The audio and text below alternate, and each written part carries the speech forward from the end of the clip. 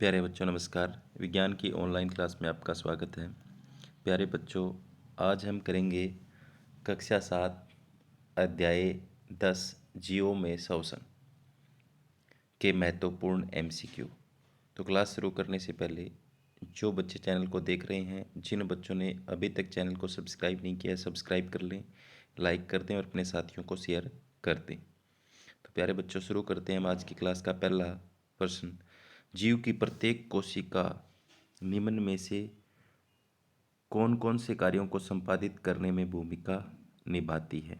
पोषण, परिवहन, जनन, उपरोक्त सभी। तो प्यारे बच्चों, जीव में प्रत्येक कोशिका में पोषण भी होता है, परिवहन भी, जनन भी। तो उपरोक्त सभी इसका बिल्कुल सही है, सारे काम को करने में महत्वपूर्ण भूमिका निभाती है। आगे चलते हैं। कोशिका में भोजन के विखंडन के प्रक्रम में ऊर्जा मुक्त होती है। तो प्यारे बच्चों, कोशिका के अंदर भोजन जो है वो टूटता है और उसके टूटने से ऊर्जा मुक्त होती है। उस श्वसन को क्या कहते हैं? तो प्यारे बच्चों, अगर कोशिका भोजन के विखंडन से ऊर्जा मुक्त होती है, उस श्वसन को क्या कहते हैं? तो उसे कहते हैं कोशिकीय श्वसन। कोशिका के अंदर ये हो रहा है तो उसे क्या कहेंगे? कोशिकीय श्वसन। आगे चलते हैं नेक्स्ट। ऑक्सीजन की उपस्थिति में भोजन का विखंडित होना क्या कहलाता है? तो प्यारे बच्चों, ऑक्सीजन की अनुपस्थिति में, उपस्थिति नहीं, ऑक्सीजन की अनुपस्थिति में अगर भोजन विखंडित होगा तो उसे हम अवायवीय श्वसन कहेंगे। क्योंकि यहाँ पर ऑक्सीजन की अनुपस्थिति में हो रहा है, उसे अवायवीय श्वसन कहते हैं। और ऑक्सीजन की अनुपस्थिति में क्या बनता है प्यारे बच्चों? ऑक्सीजन की अनुपस्थिति के अंदर हमारी पेशियों के अंदर क्या होता है? हमारी पेशी कोशिकाएं जो होती हैं वो ये देखो अनोक्सी श्वसन कर जाती है। कब? जब हम कठोर परिश्रम करते हैं, दौड़ते हैं, तो ग्लूकोज हमारी पेशी कोशिकाओं में ऑक्सीजन की अनुपस्थिति में किस में बदल जाता है? लैक्टिक अम्ल प्लस ऊर्जा में बदल जाता है। तो ये लैक्टिक अम्ल है जिसके कारण से हमारी पेशियों में ऐंठन अनुभव होती है। वो कब होती है? अवायवीय श्वसन के दौरान। ये ईस्ट में दिखाया हुआ है।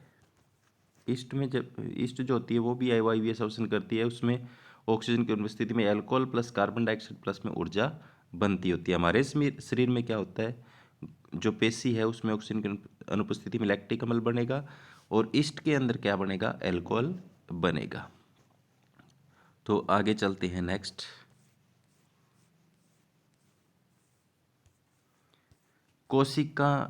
कोशिकाएं किसे कहते हैं?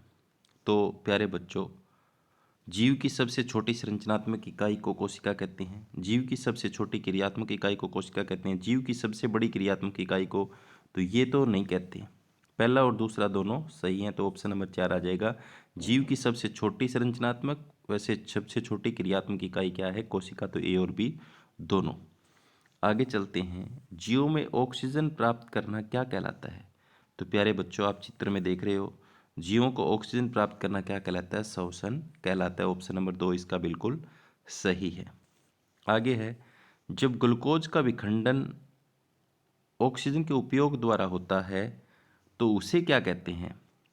तो उसे प्यारे बच्चों, ऑक्सीजन की उपस्थिति में अगर ग्लूकोज टूटेगी तो उसे वायवीय श्वसन कहते हैं। तो जब क्या होता है? ग्लूकोज ऑक्सीजन की उपस्थिति में क्या बनता है? कार्बन डाइऑक्साइड, पानी और प्लस में ऊर्जा। अगर अनोक्सी श्वसन होता तो यहाँ क्या बनता? लैक्टिक अम्ल। तो ऑक्सीजन की उपस्थिति की बात करें तो वायवीय श्वसन होगा, अनुपस्थिति की बात करें तो अवायवीय श्वसन होगा। तो ऑप्शन नंबर क्या है? बिल्कुल सही है। आगे चलते हैं नेक्स्ट। पौधों की पत्तियों में ऑक्सीजन व कार्बन डाइऑक्साइड के विनिमय के लिए क्या पाए जाते हैं? तो प्यारे बच्चों, ये आप देख रहे हो, रंध्र पाए जाते हैं। क्या पाए जाते हैं? रंध्र, जिसको हम स्टोमेटा भी कहते हैं। तो ऑप्शन नंबर 1 बिल्कुल सही है। ये द्वार कोशिकाओं से घिरे होते हैं। देखो, ये द्वार कोशिकाओं से घिरे होते हैं। यही द्वार कोशिकाएं इसको बंद करने का और खोलने का काम करती हैं। आगे है, सभी जीवों को भोजन से ऊर्जा प्राप्त करने के लिए किसकी आवश्यकता होती है? तो प्यारे बच्चों, अगर सभी जीव सांस लेंगे, श्वसन करेंगे, तो तभी ऑक्सीजन शरीर में जाएगी, ऑक्सीजन भोजन को तोड़ेगी और ऊर्जा मिलेगी। तो ऑप्शन नंबर 2 इसका बिल्कुल सही है। आगे है, कोशिका के अंदर ऑक्सीजन का उपयोग करके भोजन किस में विखंडित हो जाता है? कोशिका के अंदर ऑक्सीजन का उपयोग भोजन किस में? कार्बन डाइऑक्साइड, बिल्कुल सही बात। जल, बिल्कुल सही बात। क और ख दोनों। तो यहाँ पर कोशिका के अंदर ऑक्सीजन का उपयोग करके भोजन किस में विखंडित हो जाता है, और साथ में ऊर्जा भी है। यहाँ पर वो भी आना चाहिए था, लेकिन कार्बन डाइऑक्साइड और जल और साथ में ऊर्जा मिलती है। क और ख दोनों यहाँ पर सही है। आगे नेक्स्ट, ऑक्सीजन की उपस्थिति में ग्लूकोज किस में विखंडित होता है? तो प्यारे बच्चों, ऑक्सीजन की उपस्थिति में, ऑक्सीजन की अनुपस्थिति में पूछा है, सॉरी, ग्लूकोज किस में विखंडित होता है? तो ग्लूकोज ऑक्सीजन की अनुपस्थिति में एल्कोहल प्लस में कार्बन डाइऑक्साइड प्लस में ऊर्जा। तो एल्कोहल, कार्बन डाइऑक्साइड, ऊर्जा, ये सभी, तो उपरोक्त सभी। तो आगे, श्वसन किसे कहते हैं? तो ऑक्सीजन को अंदर खींचना, कार्बन डाइऑक्साइड का बाहर निकालना। ये क्या है? दोनों ही सही हैं। ऑक्सीजन अंदर लेते हैं और कार्बन डाइऑक्साइड को बाहर निकालते हैं, पूरे प्रक्रम को श्वसन कहते हैं। तो 1 और 2 दोनों सही हैं। आगे, जितनी बार श्वसन करता है वह कौन सी दर कहलाती है? तो प्यारे बच्चों, श्वसन दर कहलाती है। 1 मिनट में व्यक्ति की श्वसन दर कितनी होती है? आप 15 से 18 बार होती है। कितनी होती है? 15 से 18 बार। आगे है नेक्स्ट, एक खालिस्तान एक कोशिक जीव है जिसमें अवायवीय श्वसन होता है। तो ये मैं पहले ही आपको बता चुका हूँ किस में होता है, ये ईस्ट में होता है। तो ऑप्शन नंबर 3 इसका बिल्कुल सही है, ईस्ट। और इसमें क्या बनता है? एल्कोहल बनता है, आपको बताया था। हमारी पेशियों में अगर अवायवीय श्वसन होता है तो क्या बनता है? लैक्टिक अम्ल, याद रखेंगे। आगे, अत्यधिक व्यायाम की ऐंठन से आराम पाने के लिए गर्म तेल की मालिश या गर्म पानी से स्नान करने से दर्द कम क्यों होता है? तो प्यारे बच्चों, रक्त का संचरण बढ़ने से, लैक्टिक अम्ल पिघलने से, ऑक्सीजन की आपूर्ति बढ़ने से। तो प्यारे बच्चों, अगर हम अत्यधिक व्यायाम की ऐंठन आराम से पाने के लिए, तो उसमें क्या होगा? वही श्वसन होगा, लैक्टिक अम्ल बनेगा। मालिश या गर्म पानी से स्नान करने से दर्द कम क्यों होता है? तो रक्त का संचरण बढ़ेगा, बिल्कुल बढ़ेगा। गर्म पानी से मालिश करने से लैक्टिक अम्ल पिघलेगा, बिल्कुल। ऑक्सीजन की आपूर्ति बढ़ेगी। तो उपरोक्त सभी, चौथा ऑप्शन इसका बिल्कुल सही है। आगे, ऊर्ज श्वसन क्या है? तो प्यारे बच्चों, ऊर्ज श्वसन क्या है?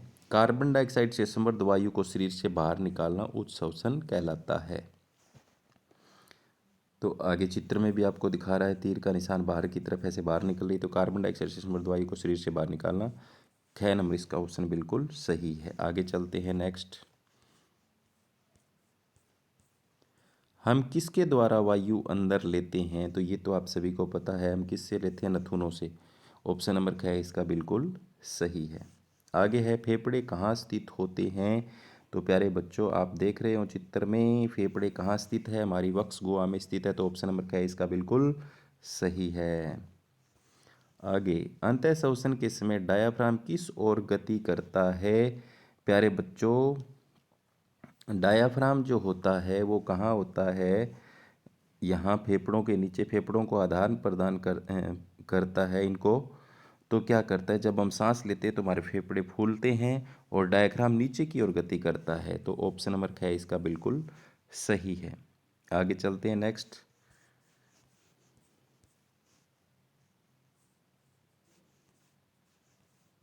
अधिक व्यायाम करने में श्वसन दर कितनी दर बढ़ जाती है? तो प्यारे बच्चों, अगर हम अधिक व्यायाम करेंगे तो हमारी श्वसन दर 25 बार प्रति मिनट हो जाती है। तो आगे चलते हैं नेक्स्ट, नासा गुहा से वायु श्वसन नली से होकर किस में प्रवेश करती है? तो आप चित्र में देख सकते हैं किस में प्रवेश करती है? फेफड़ों में प्रवेश करती है यहाँ पर। तो ऑप्शन नंबर क्या है इसका बिल्कुल सही है। आगे, अंतः श्वसन में पंसलियाँ किस ओर गति करती है? तो प्यारे बच्चों, जब हम सांस लेंगे तो वायु हमारे फेफड़ों में भरेगी तो पंसलियाँ बाहर की ओर निकलेंगी।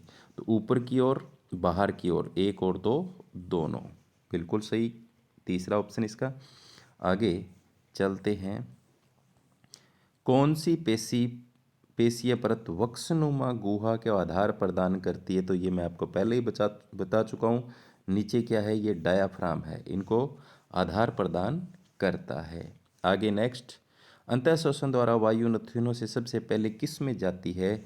जब सांस हम अंदर खींचते हैं तो जो सांस है सबसे पहले नासा गुहा में जाती है। तो ऑप्शन नंबर 3 इसका बिल्कुल सही है।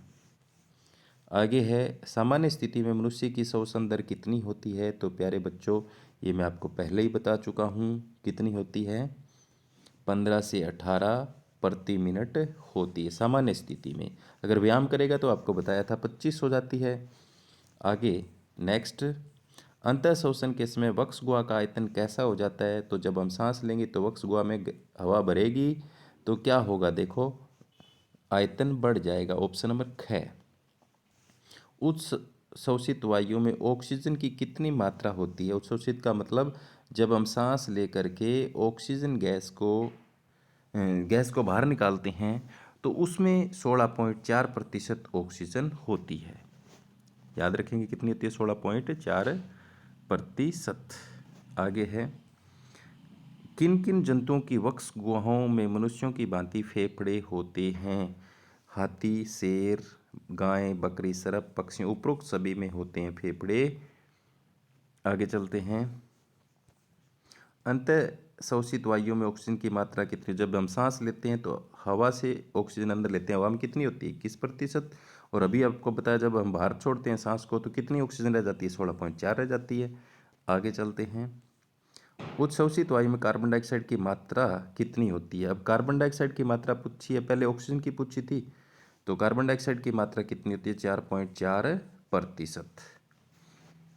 आगे नेक्स्ट, उच्छ्वसन के समय डायफ्राम किस ओर गति करता है। तो प्यारे बच्चों, अगर अंतः श्वसन करते तो नीचे की तरफ गति करता है, अब ऊपर की ओर करेगा। तो ऑप्शन नंबर चौथा इसका बिल्कुल सही है।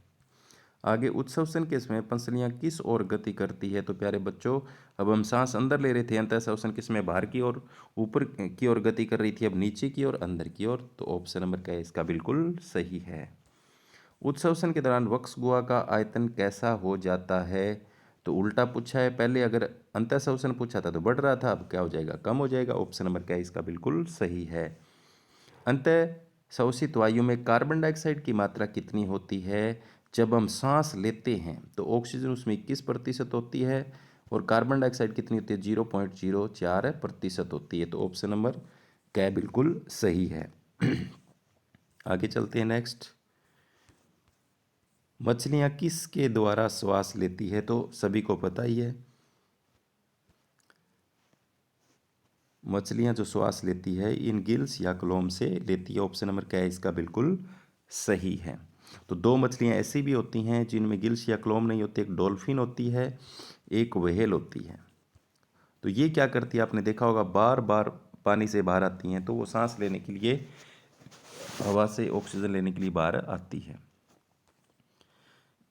कीटों में गैस के विनिमय के लिए वायु नालियों के जाल को क्या कहते हैं। तो ये लिखा हुआ, क्या कहते हैं वायु नालियों के जाल को, श्वास प्रणाल कहते हैं। ऑप्शन नंबर क्या है, इसका बिल्कुल सही है। तो प्यारे बच्चों, आगे है, कॉकरोच के शरीर के पार्श्व भाग में छोटे छिद्र क्या कहलाते हैं। तो कॉकरोच के पार्श्व भाग में छोटे छिद्रों को क्या कहते हैं, श्वास रंध्र कहते हैं। आगे है, मेंढक किसके द्वारा श्वसन करता है। तो प्यारे बच्चों, मेंढक के अंदर क्या होते हैं, त्वचा से भी सांस लेता है और फुफ्फुस से भी लेता है, तो दोनों त्वचा और फुफ्फुस द्वारा। आगे नेक्स्ट, तो प्यारे बच्चों, ये थे जियो में श्वसन के कुछ महत्वपूर्ण एमसीक्यू जो आपके सेट एग्जाम के लिए महत्वपूर्ण रहने वाले हैं, और जो कक्षा 8 का नेक्स्ट एग्ज़ाम होना है उसके लिए वो बहुत महत्वपूर्ण है। तो कक्षा 8 के बच्चे भी इस वीडियो को देखें। धन्यवाद।